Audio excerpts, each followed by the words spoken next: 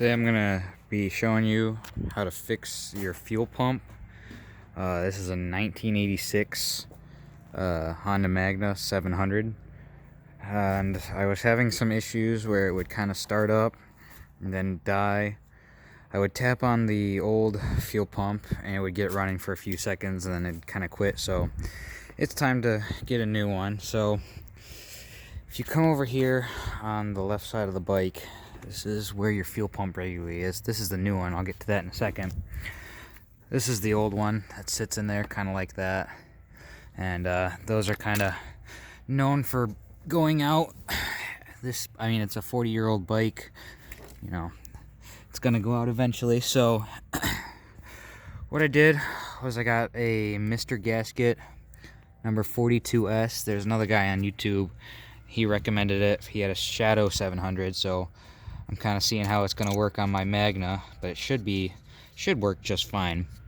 The only issue is that you have something like this. You can see on this fuel pump you have an inlet and the outlet, and they're both on one side. With this 42S fuel pump, you have your inlet over here and your outlet right here.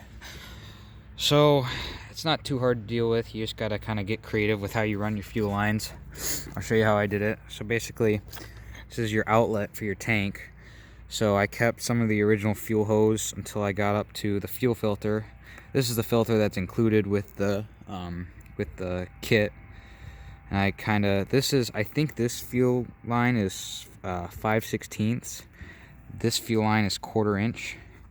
I believe this one actually needs, I think these fuel filters like 3/8 maybe, I don't know. It fit into this fuel line just fine. So I went from the original fuel line to the fuel filter, and then this part here regularly will screw into the back right of the fuel pump right here. That's usually if you have a wide open space. It's kind of a tight little packed space. So what I did is I just got a fitting.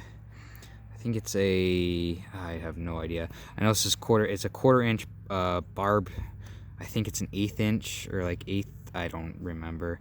You can find it at your hardware store. I went to Ace. I liked that because they had a nice big wall and I could just kind of play with everything.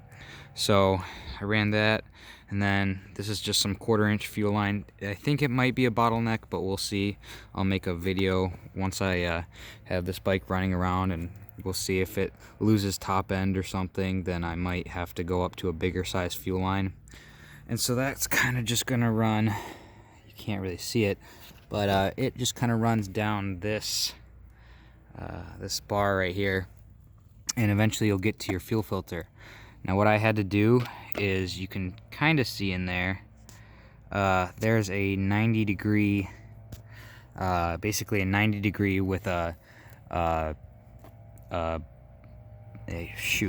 forgetting it, with a pipe barb fitting that comes out of the hose. So there's 90 degree and it goes in there. I got one of these as well. I just picked up an extra one because that would also fit in there, but I think that would cause this fuel line right here to kink, and I don't want to do that. So I just put the 90 degree in there, and we'll see how that works. If it doesn't work very well, I can upgrade to a bigger one. So then after that, this is your fuel pump. I just hooked it up to the original fuel line. I did have to cut off like about 3 or 4 inches, because otherwise this would be all the way down here and it gets all kinked up and stuff. So not really worried about it though. This is once again 5/16. I think this is meant for 3/8 line, but it squeezed in there nicely, so seems to work. Let me know if you guys have success with this, or if you guys have done anything different.